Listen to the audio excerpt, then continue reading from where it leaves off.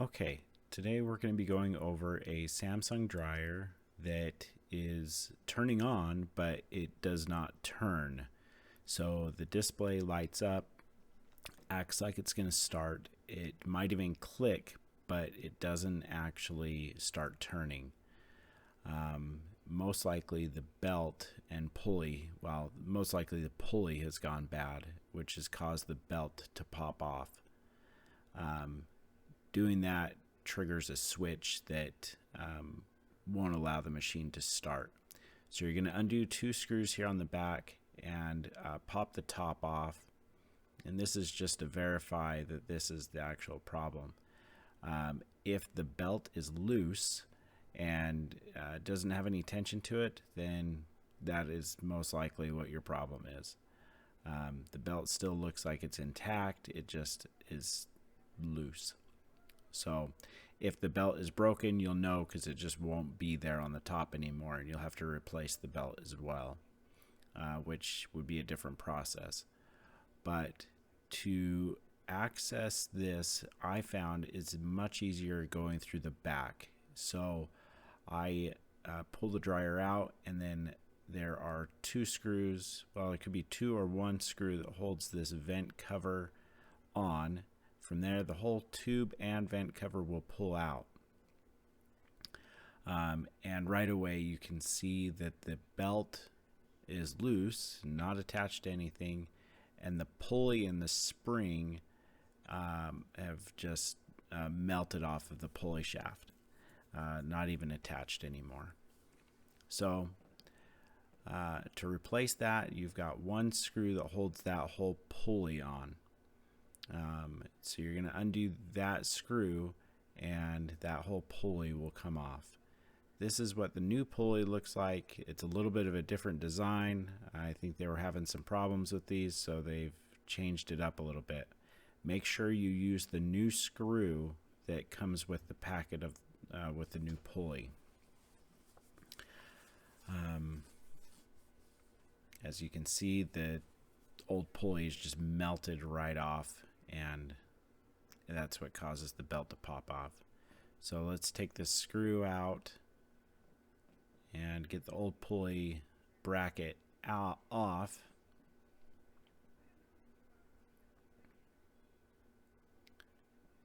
Pull that guy out of there. This is what the new and old one look like. If you can tell, it's where the screw hole is a little different, so that's why you've got to use the new screw head, a new screw, because that's part of the new design. There is a little switch down there, and that's what turns the whole dryer off so it doesn't start. You're going to make sure that that's so that the pulley is in the right position when you're screwing this on.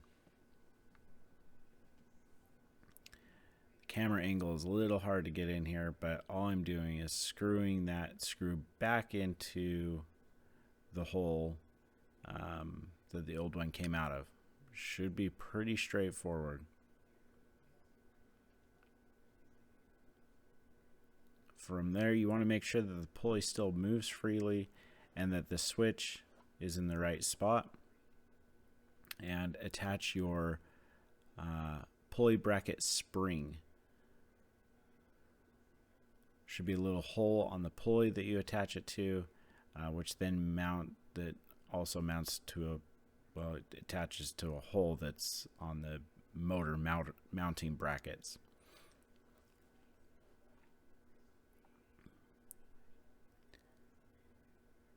From here, this can be a little tricky, but you're gonna essentially wrap it around the idler pulley first and pull that belt all the way until it can wrap around that motor pulley.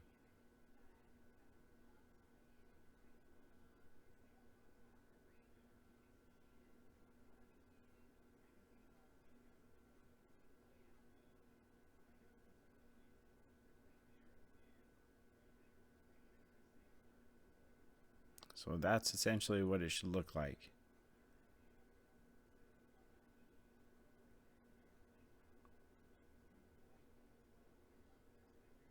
That's it. Next, take this screw out that holds the cover in place off of the vent tube. It'll be easier so that you can line up the vent tube when reattaching it to the blower housing.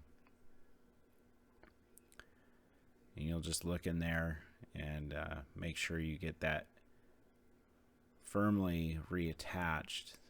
All it does is slide into place, male and female, and then just reattach your cover. So that's pretty straightforward, but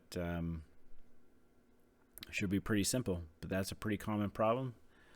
Should fix most of those type of issues.